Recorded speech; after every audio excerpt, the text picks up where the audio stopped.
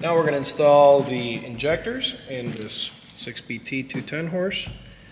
What I like to do is, say the copper washer, if you take that cap off, the washer will fall down in the hole. Which most of the time we can just line it up and throw it in there. These are 7mm tips. The early, before 1991, they had 9mm tips.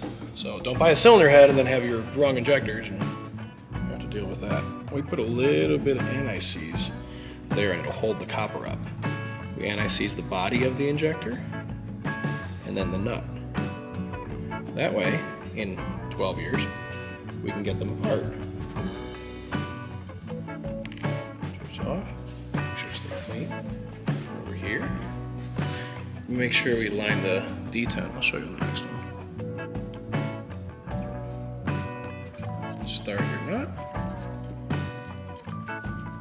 And that's all. It's good practice just to leave the cap on top and leave the return plug in until you are ready to install the injection lines and the return rail. Just keep everything clean. What I was saying earlier is this D10 ball has to face. There's a little groove here in the head. You see it there?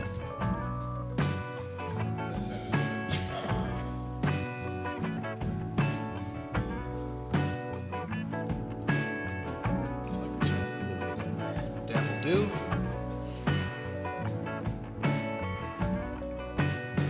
And it just makes things a lot easier. We've had to remove cylinder heads just to get injectors out.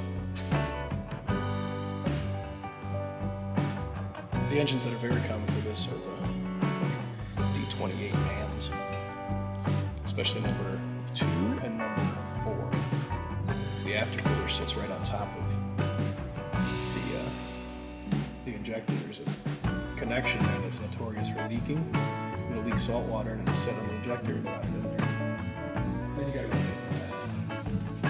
Turns a $400 day into $2,800 or $3,000 or so.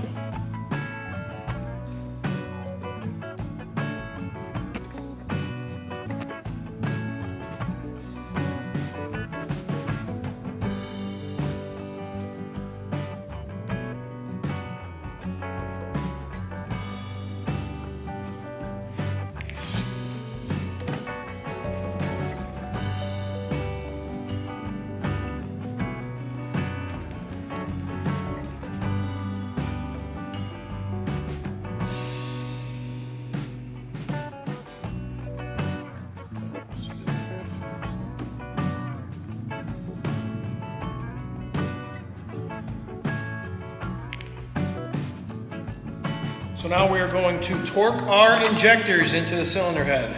We go to 44 foot-pounds here. That's just enough to seat them in there, prevent any compression leaks.